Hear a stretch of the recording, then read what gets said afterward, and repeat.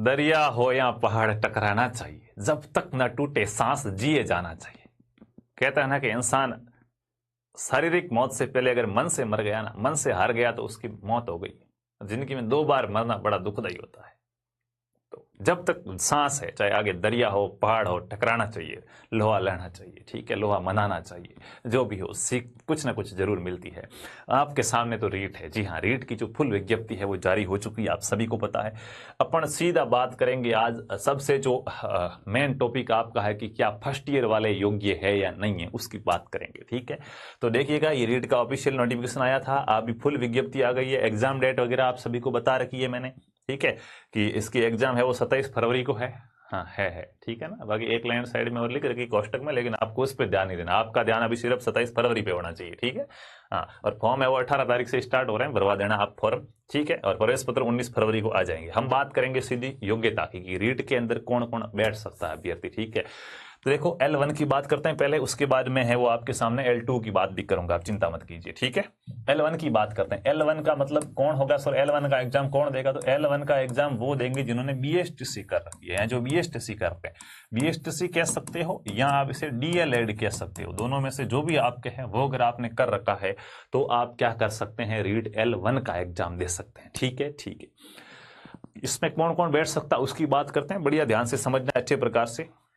हालांकि शंका तो होनी नहीं चाहिए, ठीक है, क्योंकि पहले ही आपको बता दिया था कि एनसीईआरटी का नियम है।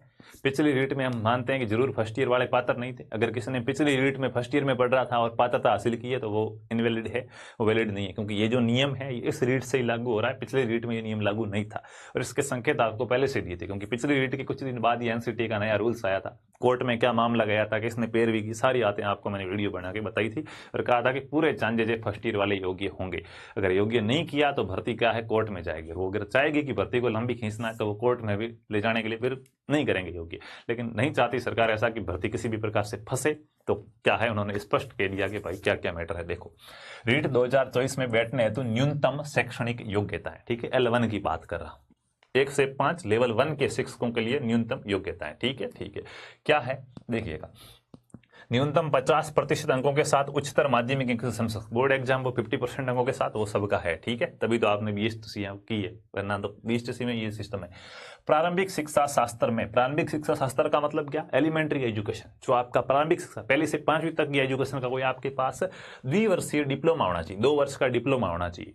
जिस भी नाम से जाना, कोई भी नाम हो उसका कोई फर्क नहीं पड़ता, चाहे उसका नाम BSTC है या DLED है, क्योंकि पहले BSTC कहते थे, बाद में इसको DLED कर दिया, ठीक है। तो BSTC का डिप्लोमा या DLED का डिप्लोमा वो 2 वर्ष का होना चाहिए। राजस्थान से है चलेगा, हरियाणा से है चलेगा, कहीं से भी हो 2 वर्ष का डिप्लोमा होना चाहिए। जम्मू कश्मीर से करा गया, पाकिस्तान वाला वैलिड नहीं है, ठीक है। हाँ, वो चीज थोड़ी सी क्या करना, ध्यान रखना है, ठीक है, यानी कि आपके पास ही होना चाहिए। अब सर फाइनल ईयर में होने चाहिए या पास की होनी चाहिए, तो यहाँ पे एक स्पष्ट लिख रखा है, उत्तीर्ण या इस कोर्स में अध्ययनरत।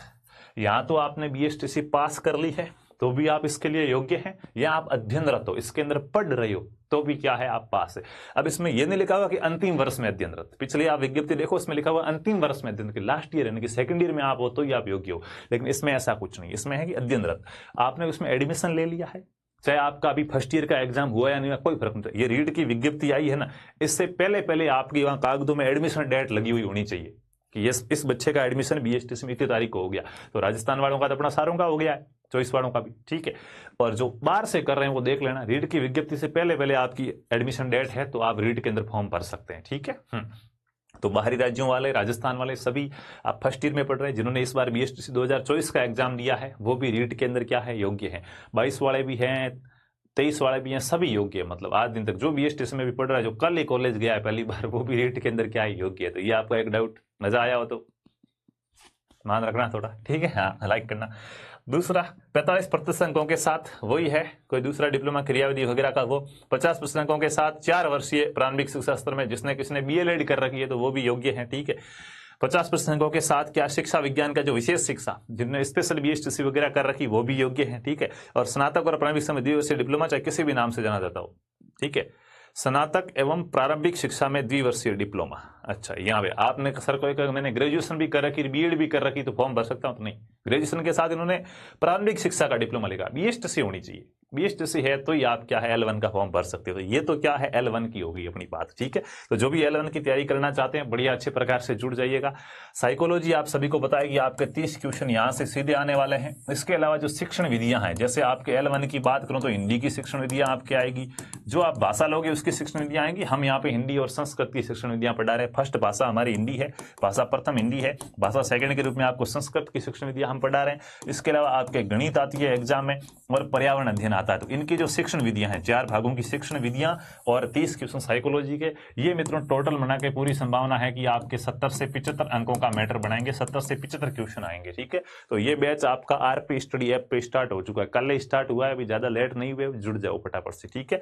आरपी स्टडी ऐप डाउनलोड करना, प्ले स्टोर पे सर्च करोगे इस प्रकार का लोगो आएगा, डाउनलोड कर लो। कोर्स 999 रुपए का है, क्योंकि बहुत बढ़िया और अच्छा मैटर है, जान लगा रहा हूं मैं इसके अंदर पूरी।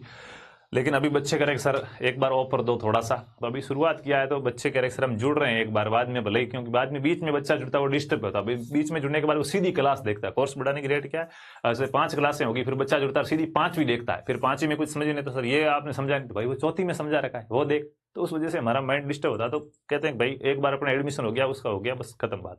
लेकिन फिर भी अभी आपके लिए ऑफर है, 499 रुपए में आप जुड़ सकते हैं, तो इसको आप जरूर से जरूर ज्वाइन कर लीजिएगा। कुछ भी समस्या है तो हेल्पलाइन नंबर है 7852819021, इस पे आप कॉल करना कि भाई मैं दूसरे से पेमेंट करवाना चाहता हूँ या मेरे फोन में फोन पे वगैरह नहीं, सारी बात ही आपको बता देंगे।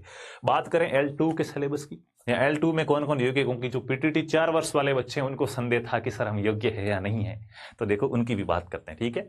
स्नातक, सबसे पहली बात तो L2 की बात कर रहे हैं। L2 का एग्जाम कौन देता है? L2 का एग्जाम वो देता है जिसने क्या कर रखी है, पीटीटी कर रखी है। पीटीटी चाहे तो आपकी 2 वर्ष की हो या 4 वर्ष की हो, कोई फर्क नहीं पड़ता। इसी पीटीटी को बीएड कहा जाता है, ठीक है। पीटीटी तो एंट्रेंस एग्जाम का नाम है, बाकी डिप्लोमे का जो कोर्स है उसका नाम, डिग्री का नाम क्या है, बीएड है, ठीक है। लेकिन पीटीटी के एग्जाम से आप जानते हो, तो मैंने पीटीटी लिखा। तो देखो स्नातक, भाई स्नातक के बिना तो बीएड होती नहीं है। स्नातक का मतलब कॉलेज, ग्रेजुएशन, उसके बिना तो होती नहीं, ठीक। प्रारंभिक शिक्षा में द्विवर्षीय डिप्लोमा जिस भी नाम से जाना जाता हो, उत्तीर्ण हो या इस कोर्स में क्या हो, अध्ययनरत हो, यह आपको ध्यान रखना है, ठीक है। कि स्नातक की हुई है उसके बाद आपने 2 वर्ष का क्या है डिप्लोमा किया हुआ होना चाहिए, आप क्या है इसके अंदर योग्य हो, ठीक है, ठीक है।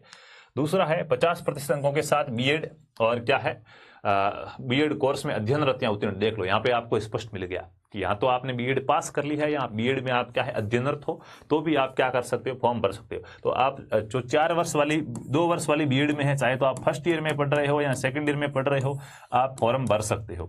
4 वर्ष वाले हैं, फर्स्ट ईयर में हो, सेकंड ईयर में हो, थर्ड ईयर में हो, फोर्थ ईयर में हो, आप सभी फॉर्म भर सकते हैं। सर ये हमारे काम आएगा कि नहीं आएगा? आजीवन इसकी वैलिडिटी रहेगी, एक बार दिया आजीवन रहेगी, ठीक है। कोई कहेगा सर मेंस में फायदा मिलेगा कि नहीं मिलेगा, तो वो भी बात करूंगा, चिंता मत करो, ठीक है, ठीक है।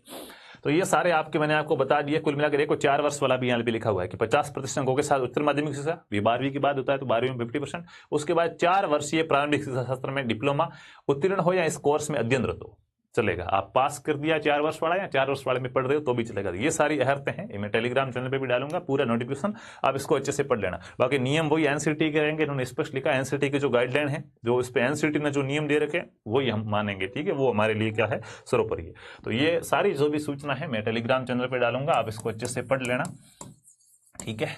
टेलीग्राम चैनल लहर पाठशाला नाम है, लहर पाठशाला नाम से टेलीग्राम चैनल है।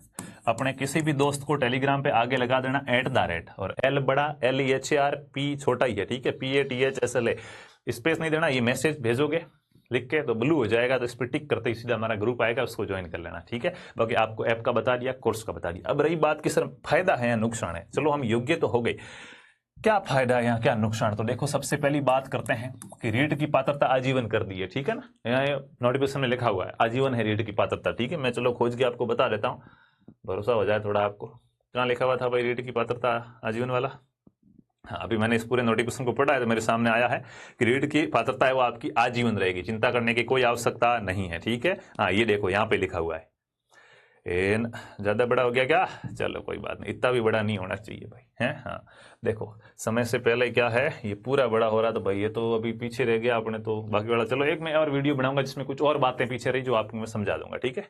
यहाँ पे देखो रीट 2024 की पात्रता परीक्षा में उत्तीर्ण सभी विद्यार्थियों को रीट कार्यालय द्वारा प्रमाण पत्र जारी किया जाएगा, और ये प्रमाण पत्र सिर्फ पात्रता है, ये ध्यान रखना। और इन्होंने लिखा है कि 16/3/2022 से रीट प्रमाण पत्र की वैधता आजीवन कर दी गई, आपका प्रमाण पत्र है वो आजीवन वैलिड रहेगा। तो कुल मिलाकर फायदा ये है कि रीट आपको जिंदगी में एक बार तो देनी है, आज दो या कल दो, कल दोगे कंपटीशन बढ़ेगा, पेपर का लेवल बढ़ेगा, सारी चीजें होगी, जितना जल्दी काम हो जाए। एक समय सोचो, रीट 2021 के अंदर मैं बात कर लूं ना, रीट 2021 में ये 150 नंबर का यही पेपर होता था, ये रीट का सिलेबस था, इसके आधार पर नौकरी मिलती थी, इसके आधार पर नौकरी देते थे। लेकिन अब क्या कहा, नहीं, किसी ने सोचा होता मैं तो अगली रीट दूंगा, इसमें नौकरी नहीं लिखना, वो पीछे रह गया। अब उन्होंने कहा नहीं, रीट तो सिर्फ पात्रता है, नौकरी तो आगे एक और एग्जाम कराएंगे, उससे तो कंपटीशन तो बढ़ेगा दिन प्रतिदिन। तो रीट तो जितना जल्दी हो सके क्लियर करो। तो रीट है, इसकी वैधता आपकी आजीवन रहेगी, जो सभी को देना है। फर्स्ट ईयर में पढ़ रहे हो पास किया फिर भी आजीवन, सेकंड में पढ़ रहे हो फिर भी पास किया आजीवन, तो सभी को एक बार तो देना ही देना है, ठीक है। बाकी आप समझदार हो, आगे कंपटीशन बढ़ेगा तो फिर क्या है, हार्ड होगा, नियम भी हो सकते हैं बढ़ जाएगी, भाई 90 लाने हैं, किसकी जगह 100 लाने हैं, तो वो ठीक है। दूसरी बात इसकी करते हैं कि सर मेंस में ये काम आएगी नहीं आएगी। तो मेंस के लिए देखो, मेंस कब आती है, इसका पहले से कोई प्रावधान है। मुझे लगता है एक बार अब भजनलाल सरकार ने इतनी सारी भर्तियां निकाल दी, अब वो थोड़ा विश्राम करेंगे, ठीक है, बाद में निकलेगी, तो अब संभावना थोड़ी, फिलहाल बहुत सारी भर्तियां निकल गई है, तो और भर्तियां आगे कब निकलेगी पहले से कुछ कहा नहीं जा सकता। लेकिन इसमें सर ये मेंस में ये लिख रखा है, अभी इस नोटिफिकेशन में जो लिख रखा है उसकी बात कर रहा हूं। बाकी मेंस का नोटिफिकेशन आएगा, उसमें मेंस के अलग नियम होंगे, वो वहां बात करेंगे। मेंस के लिए इन्होंने ये लिखा है कि आपकी बीएसटी या बीएड है वो पूरी होनी चाहिए। बीएसटी से या बीएड जब भी मेंस के फॉर्म शुरू हो, मेंस के फॉर्म की जो लास्ट डेट है, उस लास्ट डेट का या फर्स्ट स्टार्टिंग फॉर्म ऐसा कुछ लिखा हुआ, कंफर्म आप पढ़ के देख लेना, ठीक है। बीएसटीसी या बीएड है, ये आपकी कंप्लीट होनी चाहिए, कि आपके सेकंड ईयर में पढ़ रहे हैं वो, या जो फोर्थ ईयर में पढ़ रहे हैं उनका रिजल्ट आ गया होना चाहिए। आपके पास रिजल्ट आ गया है तो आप मेंस में फॉर्म भर सकते हो, वरना के मेंस में नहीं भर सकते, ठीक है। तो ये तो अभी इन्होंने कहा है कि मेंस में आप क्या है, जब भी फॉर्म भरेंगे कंप्लीट होनी चाहिए, रेट अभी आप दे सकते हो।